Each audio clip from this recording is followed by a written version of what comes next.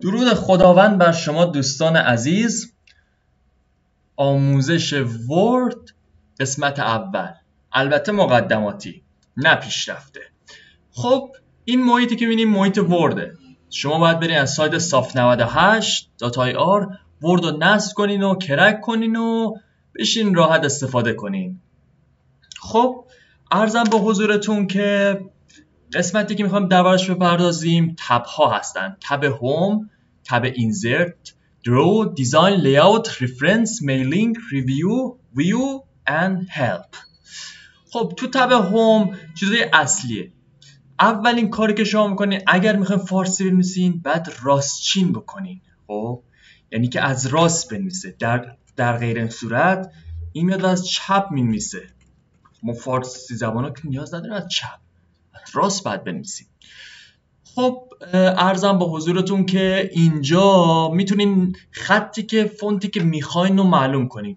فونتتون چی باشه چی نباشه. اول که یه سری فونتای مثلا پیش‌فرض هسته، شما میتونین برین داخل سایت و اون فونت ها رو دانلود کنین و توی قسمت فونت توی درایو سیتون اونها رو کپی کنین که یه آموزش هم بابت اون خواهیم گذاشت. خب اولین چیز اینه که خب ما بسم الله الرحمن الرحیم رو بنویسیم. بسم الله الرحمن الرحیم. انجمن ما اسمش چیه؟ انجمن سوشیان. با کلید کنترل A ما میتونیم اینو بیا بزرگترش کنیم و مثلا به همش رو بگیریم و بزرگترش کنیم. خب این شد انجمن سوشیانت. درسته؟ میتونیم ببریم راستچینش کنیم، چپ بذاریم، ولی خب باید وسط باشه دیگه. عنوان من وسط باشه. مثلا نمادهای انجمن. خب این کار رو میکنیم و میایم مینویسیم که یه تب میزنیم بعد بریم به سوی راستچین. خب تو قسمت راست میتونیم مثلا خودمون رو بریم روی خط 2 ضرب و بیایم مثلا عنوانمون می‌نویسیم نماد چی بذاریم؟ نماد هما. خب نماد هما میتونیم بزرگ با این بولدش کنیم، کجش کنیم، آندرلاین زیرش بذاریم. این کارا رو میتونیم بکنیم. و عرضم به حضورتون که این نماد هما رو میذاریم، بولدش میکنیم و نماد هما. خب یک مسئله که هست، ما مثلا میخوایم چند مورد ویژگی های هما رو بگیم. خب میایم از نامبر استفاده میکنیم. نامبر استفاده میکنیم و میایم از نامبر استفاده میکنیم واسه این کارا. چرا به اون وصل میشه؟ میایم از نامبر استفاده میکنیم. خب اب نداره. حالا مثلا نماد هما، بعد مثلا دومیش مثلا درباره ایران، سومیش درباره کوه دماوند. این نگاه کنین هم یک اینتر خودش مینویسه 4. متوجه شدین؟ اینم از این. میتونین مثلا با این کار بیاین مثلا تو رفتگی بذارین، مثلا ببرین اینور اونورش کنین و سایزش رو بزرگتر و کوچکتر کنین، فونتش رو تغییر بدین. اینا رو که همه رو گفتم. میتونیم رنگش رو تغییر بدیم، مثلا رنگش رو بریم قرمز کنیم، نمیدونم آبی کنیم، هر رنگی که دلمون بخواد. یا مثلا اینجوری هایلایتش بزنیم. میتونیم مثلا این کارو با میتونیم این کارو بکنیم. ببینید چقدر قشنگ میشه. میتونیم این کارا رو باهاش بکنیم. میتونیم مثلا نقطه بذاریم، مثلا اینجوری هر کدوم که میزنیم مثلا نماد هما بعدی مثلا ایران. و عرضم به حضورتون که از این قرار شد.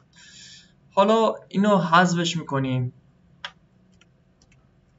میایم میخوایم متن رو بنویسیم. 14 مثلا بردیا.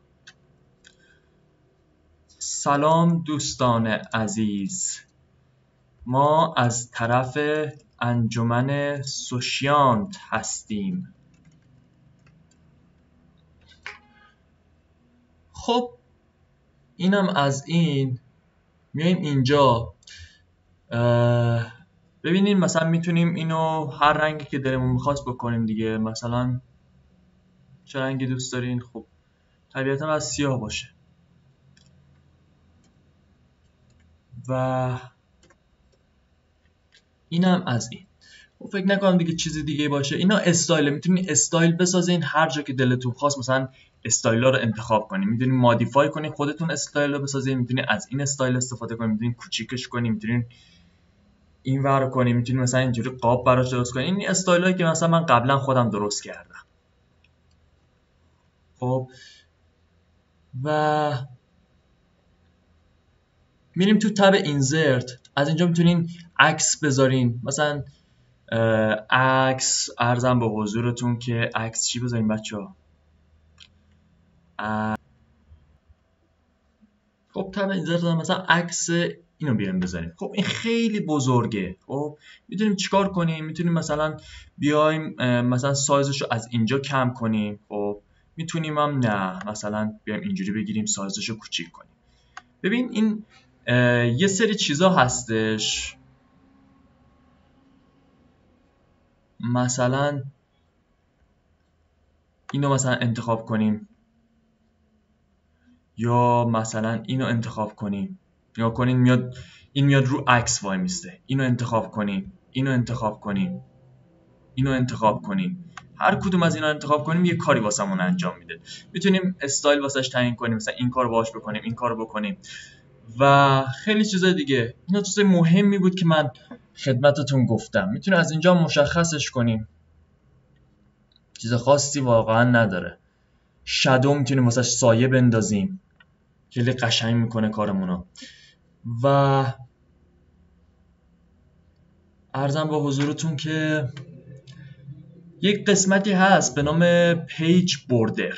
خب تو پیج بوردر میتونیم مثلا بیایم یه پیج بوردر واسه خودمون درست کنیم که معمولا من همیشه از این استفاده میکنم. خب میتونیم سایزش هم تعیین کنیم، سایزش کلوفتر باشه، نازکتر باشه، چجوری باشه، رنگش چه رنگی باشه. مثلا رنگ آبی بزنیم، مثلا رنگ ارغوانی بزنیم، هر رنگی که دوست داریم میتونیم انتخاب کنیم. این پیج بوردر ما شد. پیج کالر که کل صفحه رو رنگ میکنه. واترمارک میتونیم واسش تعیین کنیم. خب مثلا میتونیم بیایم اینجا و عرضم به حضورتون که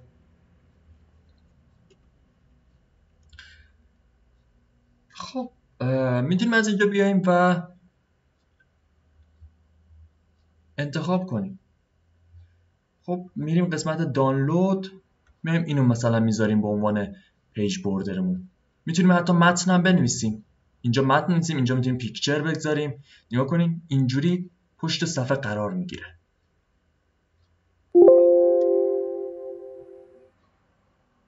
و اینم از اون دیزاین دیگه. بگم تب دیگه نمونده؟ خیر، تب دیگه نمونده. خب میایم تو قسمت مارجین. میتونیم اینو مثلا مارجینش رو تعیین کنیم، واید باشه، مثلا اینجوری باشه. میتونیم از اینجا مثلا بگیم نورمال باشه، میتونیم بگیم که مثلا نرو باشه، نازک باشه. میتونیم اورینتیشنش رو لندسکیپ بزنیم، سایزش رو آچار بزنیم، هر چی که دلمون میخواد میتونیم تعیین کنیم. کالمنش مثلا این شکلی باشه، مثلا 3 تا ستونی باشه. این با این کارا میتونیم این کارا رو انجام بدیم و تمام. این قسمت اول. و یه چیز دیگه البته یادم رفت، ما میتونیم مثلا یه سایتی رو مثلا انتخاب کنیم، مثلا درباره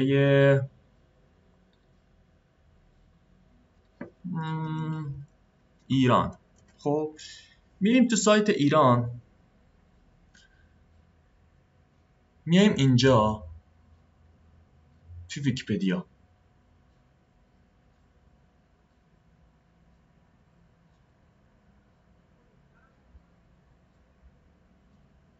خب میریم تو سایت ویکی‌پدیا.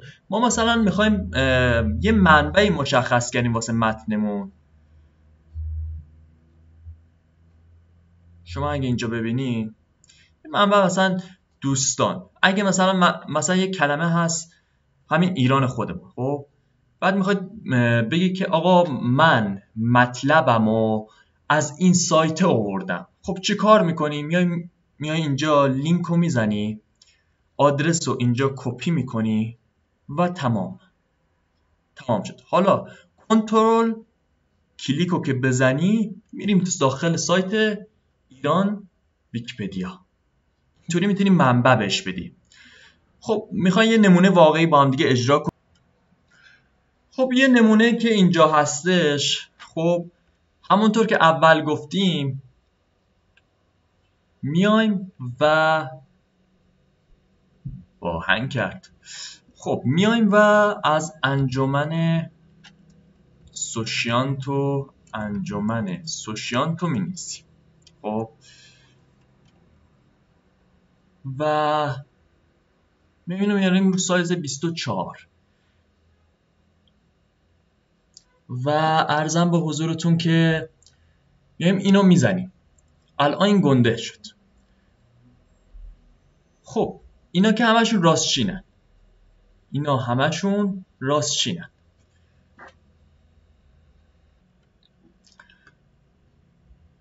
خب اینا میایم چیکار میکنیم؟ بولدش میکنیم، مثلا خطش هر جور دلمون بخواد، مثلا بی تیتر هم خوبه، بی تیتر میتونیم بذاریم.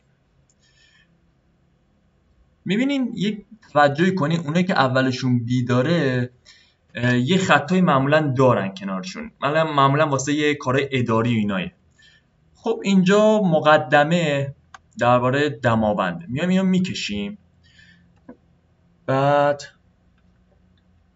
میاریم اینو تو زر میذاریم، سایزشو میایم 14 میکنیم. این از میتونیم حتی چیکار کنیم؟ بیایم مثلا جاستیفای کنیم، مثلا لو بزنیم. نگاه کنید چقدر قشنگ این اتفاق افتاد. راستی قبل از اینکه همه این کارا انجام بدین حتما مارجینش رو درست تعیین کنین، کاغذش رو A4 بذارین و چیز دیگه فکر نکنم بمونه. میتونید مثلا نگاه کنید اینجا 2 خطی میشه، 2 ستونی میشه. خب مثلا اگر بخوایم میتونیم 3 ستونیش کنیم. خب واسه این جالب در نمیاد.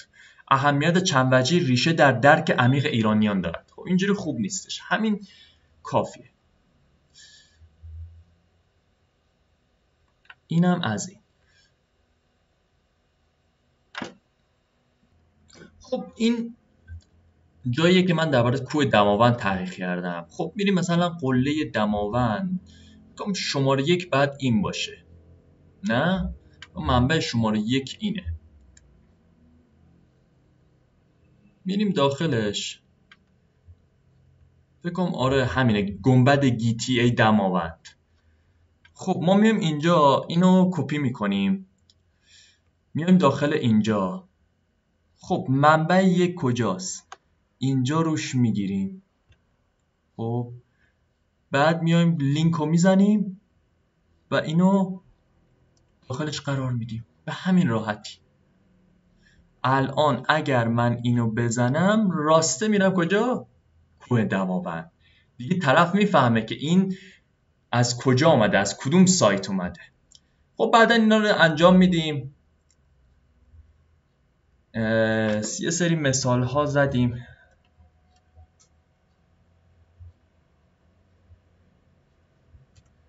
خب اینا رو هم که عرضم با حضورتون که چیزای خاصی نیستش که بخوام دربارش صحبت کنم. حالا عکس چطوری بذاریم؟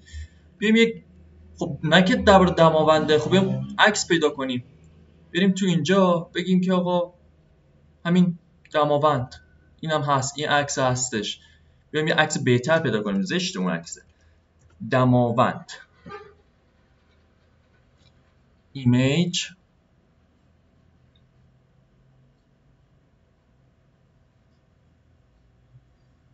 این کوه دماونده.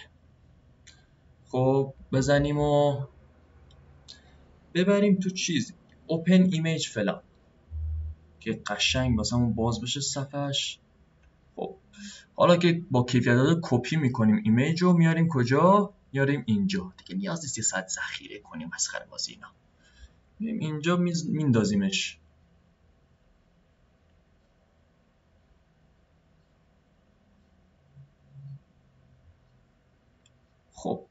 میایم اینجا چیکار میکنیم؟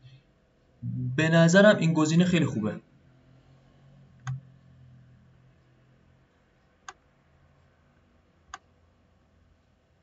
این خیلی عالیه. بعد میایم اینجا چیکار میکنیم؟ میتونیم بیایم اینجا پیکچر فرمت، خب بیایم بهش چیکار کنیم؟ مثلا این شکلیش کنیم. خیلی قشنگ، نگاه چقدر قشنگ در میاد، خیلی زیبا. اینو که یادمون رفت بولد کنیم، بعد سایزش هم بیشتر کنیم. تموم. اینجوریه که در میاد کار. و میتونیم فوتر هم واسش بذاریم، مثلا کجا بود؟ فوتر، هدر و فوتر. خب میایم یه فوتر واسش میذاریم. خب چه فوتری بذاریم بهتره؟ نامبر پیج بذاریم خیلی بهتره. باتم آف the پیج از عدد 1 شروع میکنه، تعداد صفحه ها رو میگه. کلوز هدر اند فوتر.